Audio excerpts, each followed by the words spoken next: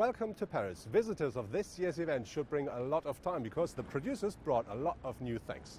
Starting with the French brands, Renault cannot stand still because they're using their home country for the premiere of the 5th generation Espace. The family van has now been on the market for 3 full decades.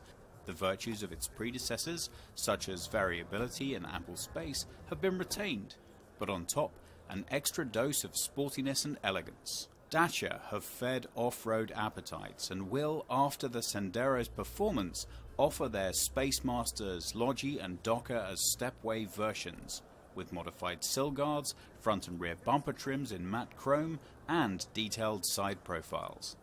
The interior has been upgraded significantly, up to the modern onboard infotainment.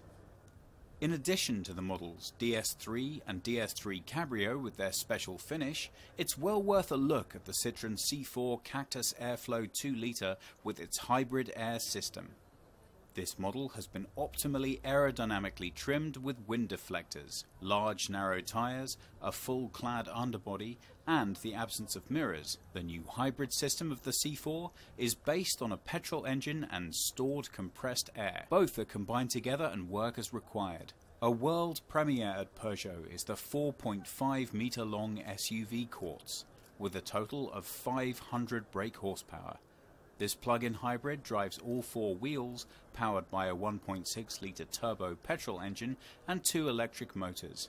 A good presence is shown by the French neighbours, the Germans. Above all, Mercedes. In addition to the technically and visually strong facelift of the B-Class, with new equipment lines and many assistance systems, it is above all the new athletes from the house of AMG which draw attention to itself here.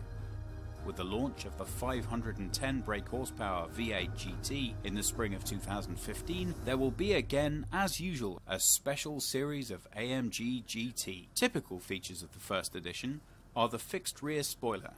Numerous modifications to detail have been made, like the side skirts, the spoiler lip, and the diffuser corners. Soon after the introduction of the 3rd generation TT Coupe, Audi released the convertible versions of their TT and TTS. Early next year, we'll see a new compact with a steel aluminium body, on the market from just €38,000. Inside the car, the digital cockpit is the center of information. No need to look anymore at the information and commands displayed on the center console like earlier cars. BMW has improved the X6 visually and technically, giving it a distinct look.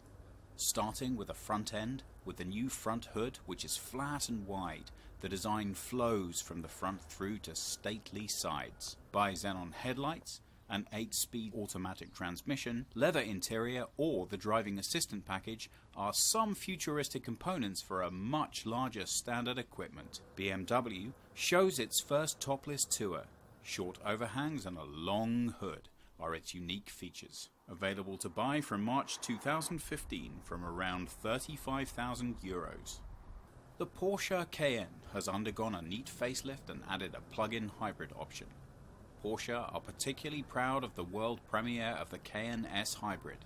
After all, it's the only brand that now features 3 plug-in models, with the hybrid technology already featuring on the Panamera and the 918 Spider.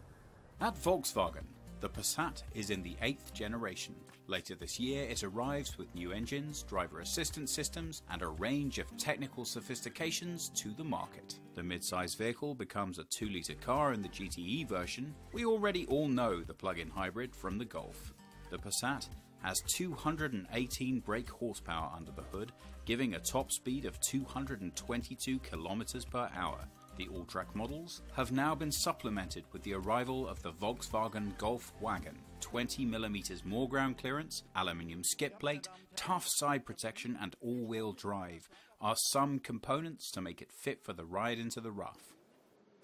Compact and powerful, the new Polo GTI now has 192 lively horses chasing the sporty Mini in 6.7 seconds from 0 to 100. There is a 1.8 TSI GTI model that's good for a maximum of 236 km per hour. With the new Fabia generation, Skoda wants to offer more car.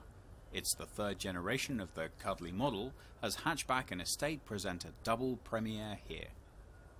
The vehicle has been completely redesigned and is the first small car from the Volkswagen Group to be based on the modular transverse matrix. The safety, comfort and infotainment systems in the Fabia come from higher vehicle classes. This and the luggage volume of 330 litres have raised the bar for the Czech car and placed it in the top segment. The Ford S-Max goes into the second round and arrives completely redesigned at the start of next summer. Stylish, luxurious design and equipped with many customer-desired innovations will make the 5 or 7-seater score highly with buyers. Ford's ST offshoots are always welcome. Here in Paris, the Focus is adorned with its symbol. The 4.7-meter-long, 4-door large brother to the Kuga goes by the name the Ford Edge, and in 2015 comes to Germany. Ford will supply the unbroken demand for luxurious SUVs with this release. Fiat 500 is always good for a surprise. Now the Italians send it into the race for favourite compact SUV. Its technical basis for the car, including the engine, is shared with the Jeep Renegade. To underscore the seriousness of the SUV concept, the chassis has not only been given the typical off-road look, it's also got some serious ground clearance. In addition, the front and rear overhangs have been redesigned to off-road size. In Seat, the name says it all. The Spanish have christened their new all-wheel combo the Experience. And there's plenty of experience with such vehicle concepts within the Volkswagen Group. With permanent available all-wheel drive, the car is well set up. The off-road accessories do best to make it look good even off the slopes. Opel has travelled to Paris with 4 world premieres, starting with the 5th generation of Corsa with much more comfort, improved drive assistance, new engines and transmissions. Sport suspension can also be ordered. With IntelliLink, the infotainment is right up to date.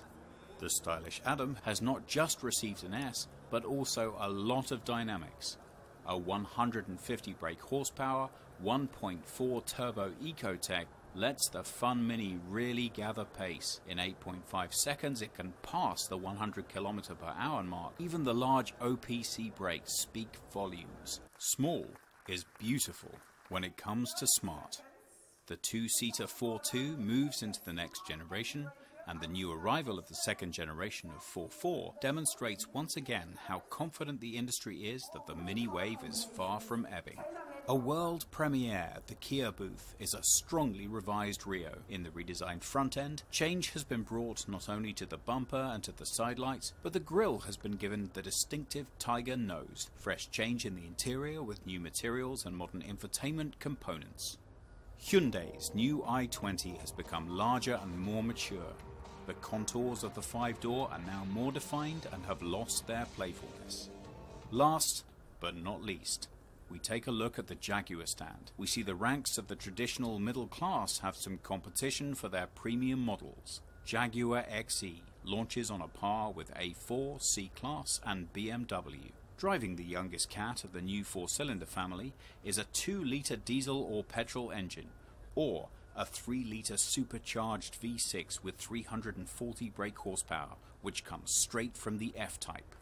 It doesn't matter if you're looking for an emission-free compact car or if you're looking for a high-performance super sports car. In Paris, you're going to find everything. That was our report from the Paris Motor Show.